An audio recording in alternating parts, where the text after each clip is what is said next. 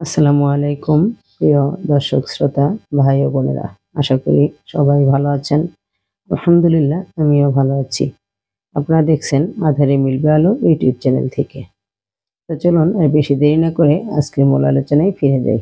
আজকের আলোচনার বিষয় নির্ধারণ করা হয়েছে জিনা। আল্লাহ জিনার ধারে কাছেও যেতে নিষেধ করেছেন, আর জিনার নিকটবর্তীও হয়েও না।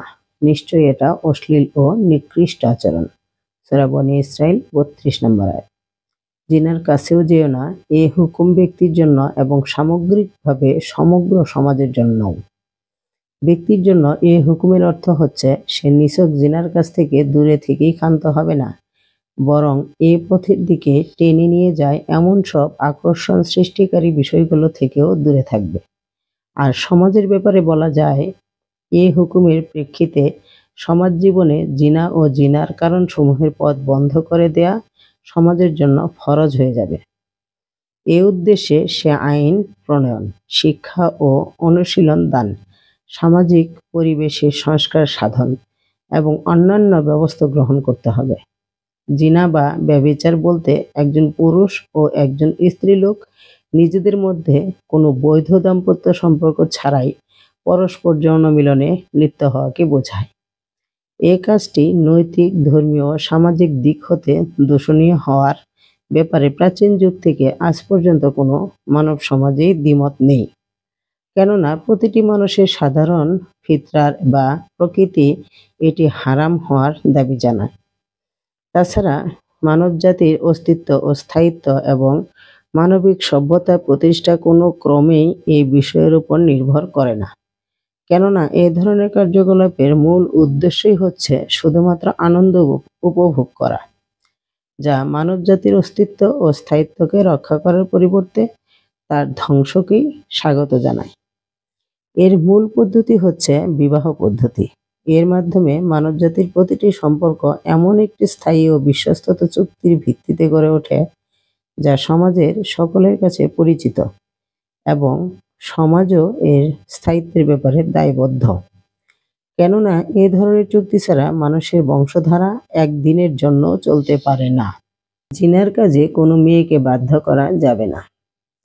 তোমাদের দাসীগণ সতীত্ব রক্ষা করতে চাইলে পার্থিব জীবনের ধন লালসায় তাদেরকে ব্যভিচারিণী হতে বাধ্য করো না। আর যদি তাদেরকে বাধ্য করা হয়, তবে নিশ্চয়ই আল্লাহ জবরদস্তির পর তাদের উপর ক্ষমাশীল ও পরম দয়ালু। সূরা নূর ৩৩।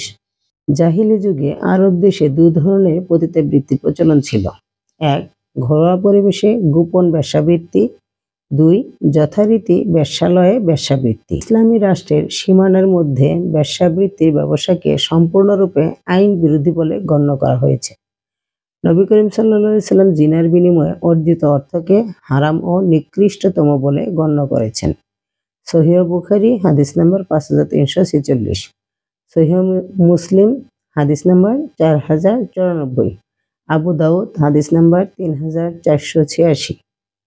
লজ্জাস্থানের হেফাজত করা মুমিনের অন্যতম বৈশিষ্ট্য। আর যারা নিজেদের স্ত্রী অথবা অধিকারভুক্ত দাসী ব্যতীত অন্যান্য সকল ক্ষেত্রে নিজেদের যৌনাঙ্গকে সংযত রাখে, এতে তারা নিন্দনীয় হবে না। তবে কেউ যদি তাদেরকে ছাড়া অন্য কাউকে কামনা করে, তবে সে সীমা লঙ্ঘনকারীদের অন্তর্ভুক্ত হয়ে যাবে। সূরা মুমিনুন 5-7, সূরা মাআরিজ 29-31। জিনা না করার জন্য নবী সাল্লাল্লাহু আলাইহি সাল্লাম নারীদের কাছ থেকে বায়াত শপথ নিতেন। হে নবী, যখন মুমিন নারীরা তোমাদের নিকট এসে এ মর্মে বায়াত গ্রহণ করে যে তারা আল্লাহর সাথে কোনো শরীক স্থির করবে না, চুরি করবে না, ব্যভিচার করবে না, নিজেদের সন্তানদেরকে হত্যা করবে না, সজ্ঞানে নিজেদের মধ্যে কোনো অপবাদ রটাবে না এবং কোনো সৎ কার্যে তোমার বিরোধিতা করবে না, তখন তুমি তাদের বায়াত গ্রহণ করো এবং তাদের জন্য আল্লাহর নিকট ক্ষমা প্রার্থনা করো। নিশ্চয়ই আল্লাহ অত্যন্ত ক্ষমাশীল ও পরম দয়ালু। সূরা মুমতাহিনা 12 নম্বর আয়াত। জিনার শাস্তি। প্রিয় দিনী ভাই ও বোনেরা, আসুন আমরা এখন জেনে নেই জিনার শাস্তি কতটা ভয়াবহ। জিনা প্রমাণ করার জন্য 4 জন পুরুষ সাক্ষ্য দিতে হবে।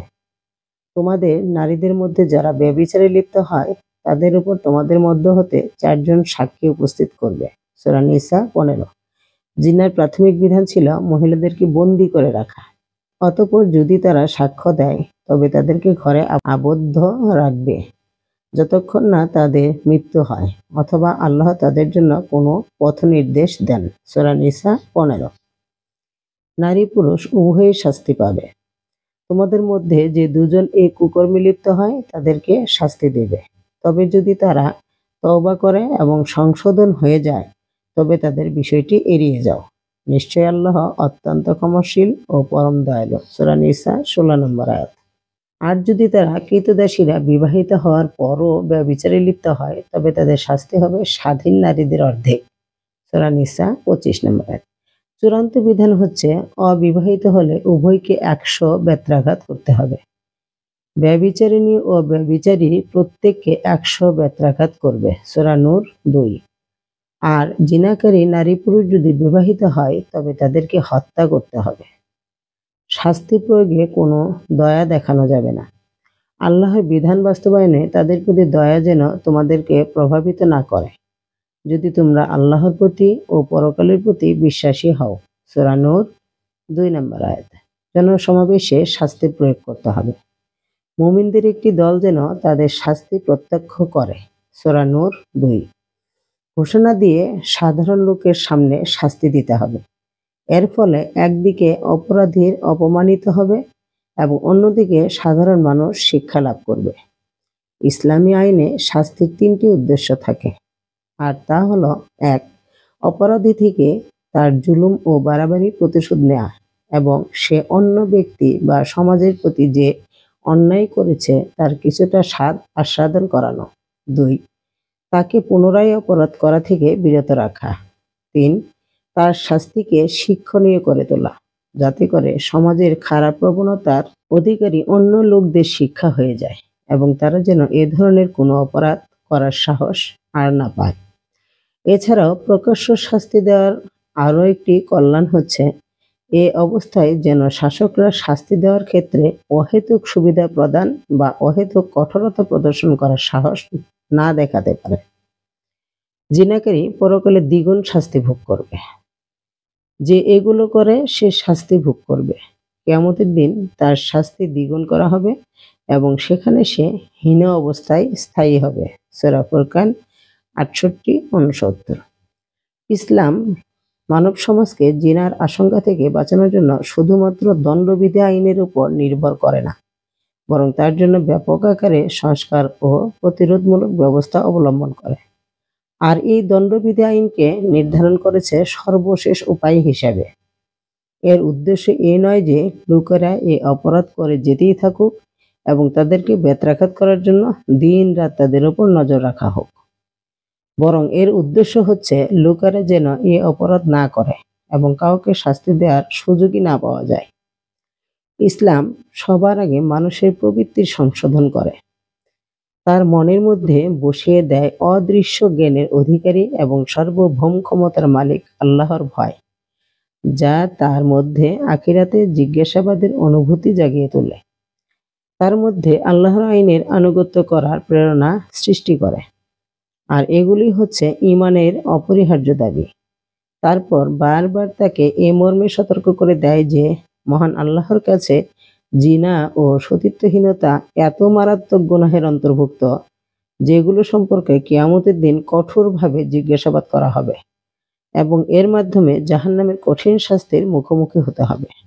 তারপর ইসলাম মানুষের জন্য সামর্থ্য অনুযায়ী বিবাহ করা এবং বিবাহের যাবতীয় সুযোগ সৃষ্টি করে দেয়। এক স্ত্রীতে তৃপ্ত না হলে 4টি পর্যন্ত বৈধ স্ত্রী রাখার সুযোগ দেয়। স্বামী স্ত্রীর মনের মিল না হলে স্বামীর জন্য তালাক ও স্ত্রীর জন্য খোলা তালাকের সুযোগ দেয়। আর উভয়ের মাঝে মনোমালিন্যের সময় পারিবারিক সালিশ থেকে শুরু করে সরকারি আদালত পর্যন্ত আপিল করার সুযোগ থাকে। এর ফলে দুজনের মধ্যে সমঝোতা হয়ে যেতে পারে, নতুবা উভয়ের বিবাহ বন্ধন হতে মুক্ত হয়ে নিজেদের ইচ্ছে মতো অন্য কোথাও বিবাহ বন্ধনে আবদ্ধ হতে পারে। তারপর ইসলাম সমাজ থেকে এমন সব কার্যক্রম নির্মূল করে দেয় যেগুলো জিনার আগ্রহ ও তার উদ্বেগ সৃষ্টি করে এবং এর জন্য অনুকূল পরিবেশ তৈরি করতে পারে।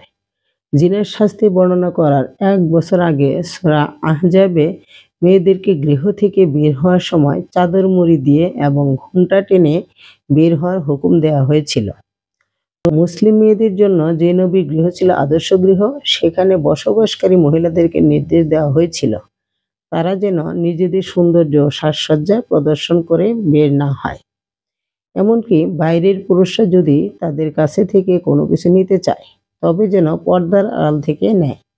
দেখতে দেখতে এই আদর্শ সমস্ত মুমিন মহিলাদের মধ্যে ছড়িয়ে পড়ে, কেননা তাদের কাছে জাহিলি যুগে নির্লজ্জ মহিলারা নয়, বরং নবী সাল্লাল্লাহু আলাইহি সাল্লামের স্ত্রী ও কন্যাগণই ছিলেন অনুসরণযোগ্য।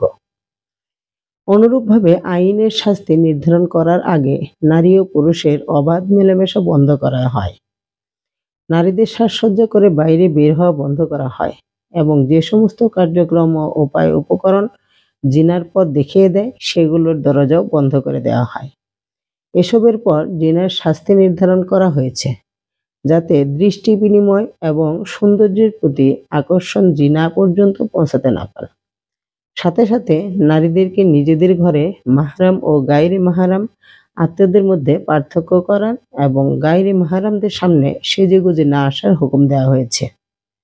এসব কার্যকরী ব্যবস্থা গ্রহণের পরও যেসব দুষ্ট প্রকৃতির লোক বৈধ সুযোগ বাদ দিয়ে অবৈধ পথ অবলম্বন করে নিজেদের প্রবৃত্তির কামনা পূর্ণ করে, তাদেরকে চরম শাস্তি দেওয়ার জন্যই এই শাস্তি নির্ধারণ করে দেওয়া হয়েছে। এই শাস্তি নিছক একজন অপরাধীর শাস্তি নয়, বরং এর মাধ্যমে এটিও প্রমাণিত হয় যে মুসলিম সমাজ ব্যভিচারীদের অবাধ বিচরণ স্থল নয়।